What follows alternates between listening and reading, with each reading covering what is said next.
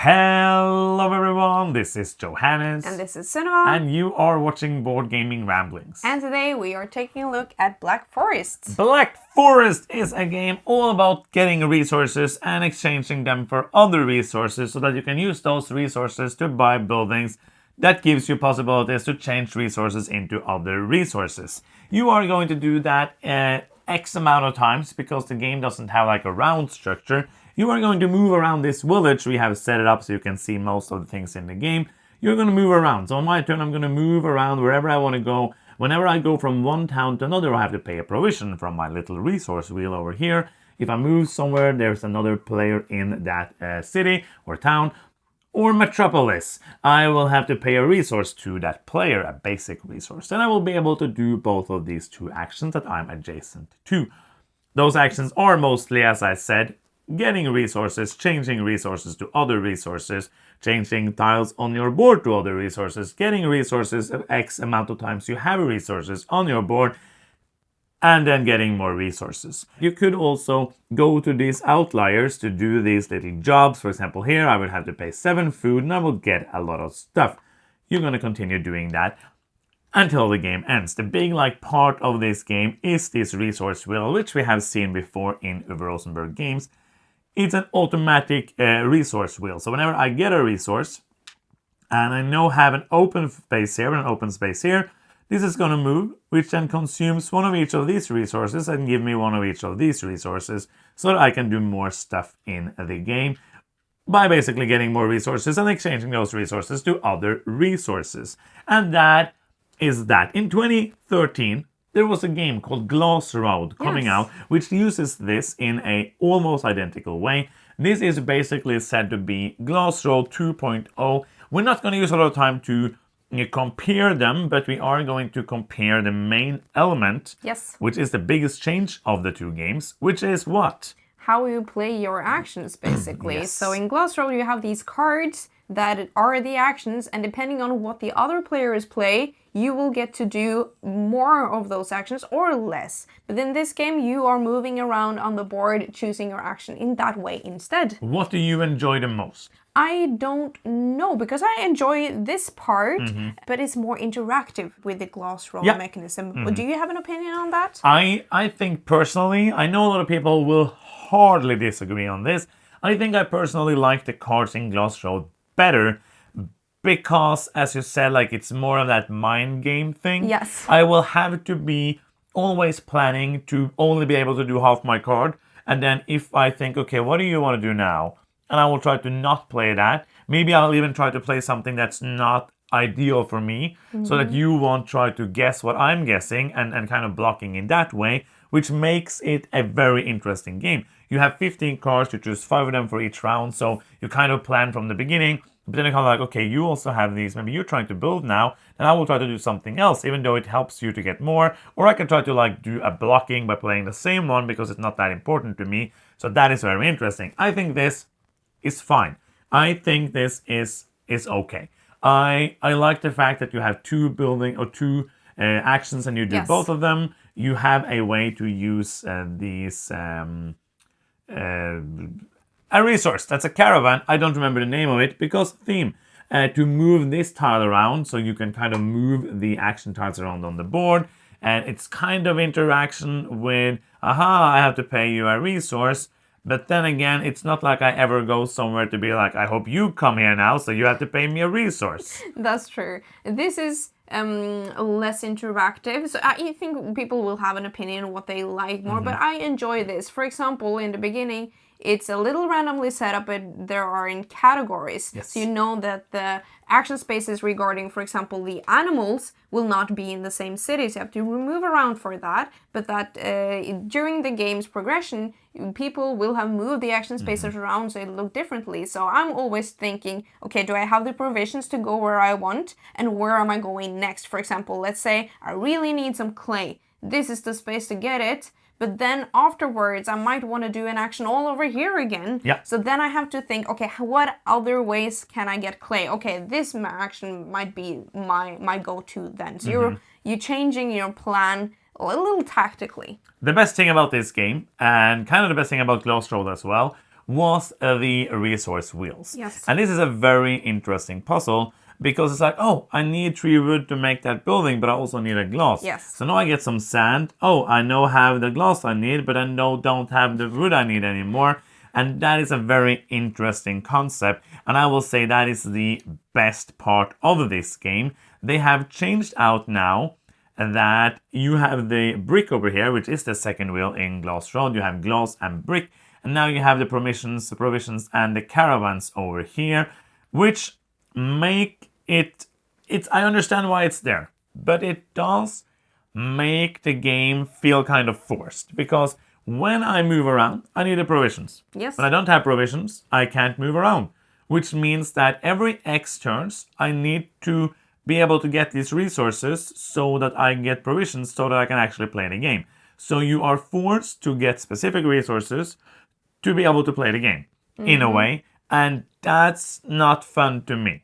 I don't mind it. I think the resource wheels are really cool. I like the concept, and it's a really tricky puzzle. Yeah. Sometimes it's really hard to see what you can afford, because suddenly it changes, because when it moves here, I can't choose. Nope. This happens automatically. Absolutely. So if I really needed 2 water for something, I don't have that now. So you really have to time when you're getting the resources, which is interesting. Like in Caverna, a Uwe Rosenberg game that we really love, in this game, all the buildings are going to be available from the start. There are 36 buildings, so small buildings, then some big buildings that are going to be randomly set up.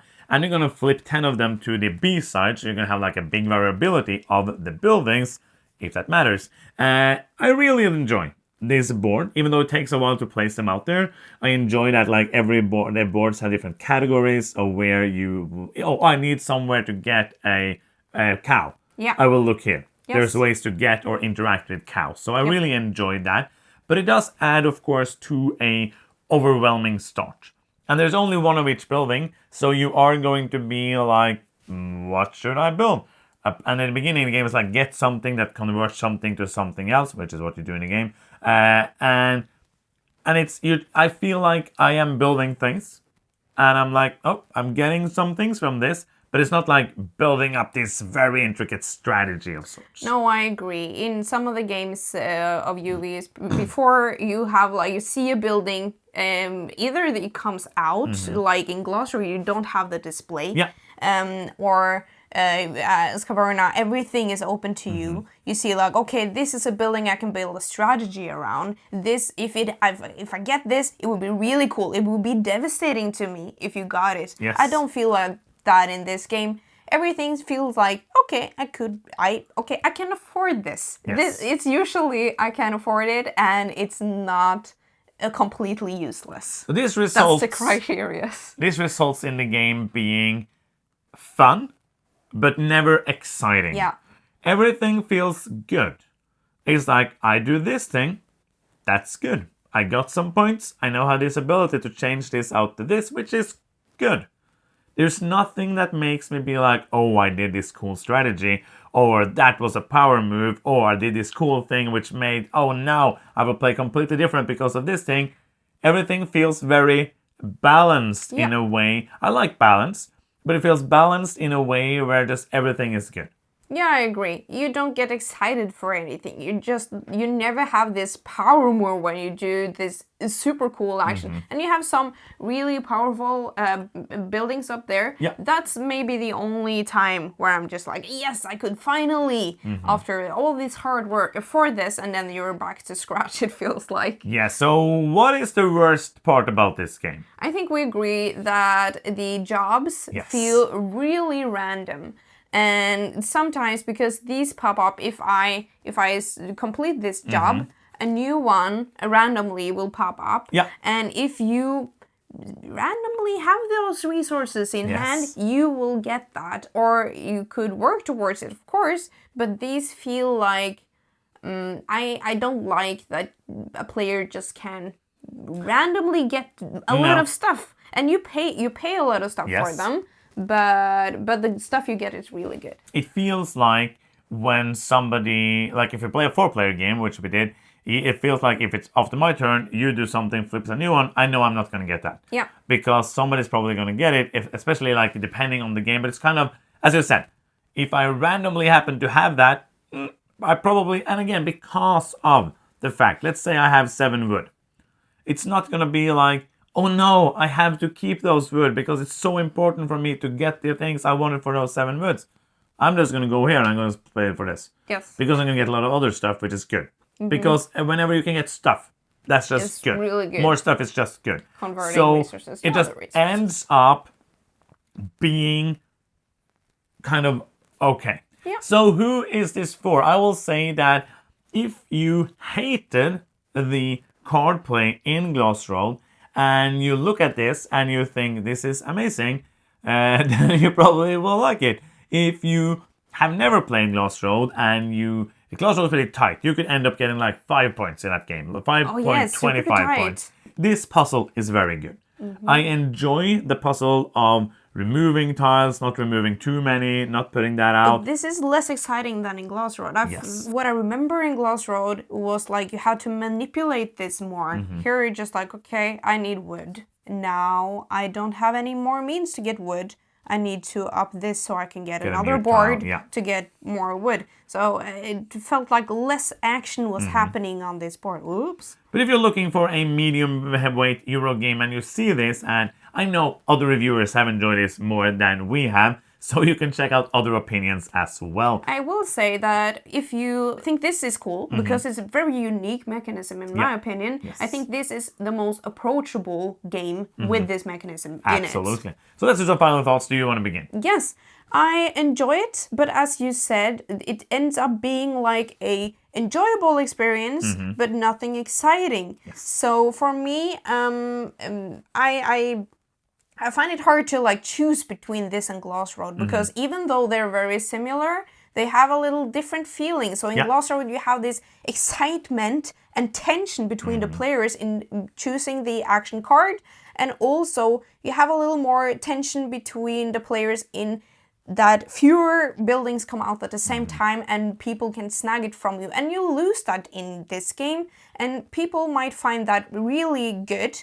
And I find it less exciting. Yeah. So I'm going to land this at a 6. It's an above average game, but it's not exciting to me. Yeah, so I enjoy playing this game. I had fun while I did the things that I did, but I'm never gonna look at this on the shelf and be like, oh, I wanna play this. Because I would then rather play Glass Road. And also because I would rather play Caverna, I would rather play Feast for Odin, I would rather play like very many other games. And it's not always that. It's not always like, will I play this over all these other games? And that is the rating.